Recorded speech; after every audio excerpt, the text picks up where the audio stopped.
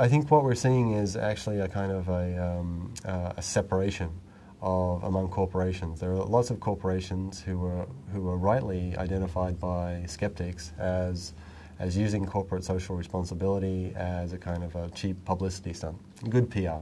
So you make some donations, you announce a big carbon reduction plan, but you don't really follow through, and it's just sort of window dressing.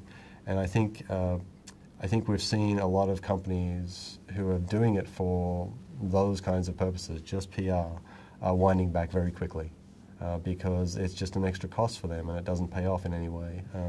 And now when most people are concerned about jobs and whether there'll be food on the table, then companies don't think, those companies at least, don't think they have to keep doing this window dressing.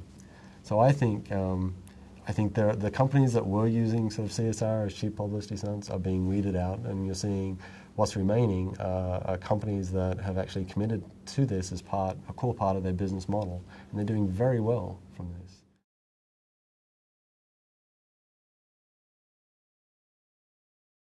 You can make the case that the crisis makes corporate social responsibility a better business model, a more effective one.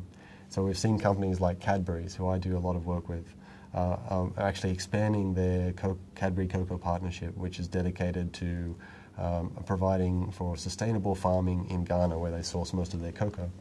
So they're pouring some £47 million into Ghana to improve health, to improve infrastructure, to improve education, and to expand fair trade. So they're trying to help farmers become fair trade certified, and they'll pay more for their cocoa, but they think it'll provide a more sustainable supply of cocoa from Ghana for the next 10, 20, 30 years. So for companies like Cadbury's and others I work with on research, are companies like Gap Inc., and IKEA, they have seen this as a way to promote efficiency in their supply chain by investing in the long term in suppliers who they can source from for 10, 20, 30 years, making them more efficient. For them, they see this as just another reason to focus on long-term efficiency in their supply chain, that they will reduce costs by supporting these kinds of ethical and environmental programs over the long term.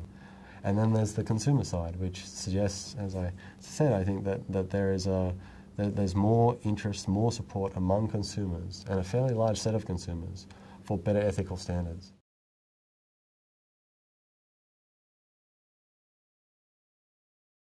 So this is providing that stability, providing that liquidity, making sure that the banking crisis, that more banks don't fail and we don't get sort of a spiral similar to the 1920s. That is recognized as an international public good, which countries have to coordinate, governments of different countries have to coordinate to help provide. And that there's a temptation, the great challenge here is that there's always a temptation to free ride and not to share the burden. So especially the fiscal burden now of stimulating the economy and bailing out banks and other institutions.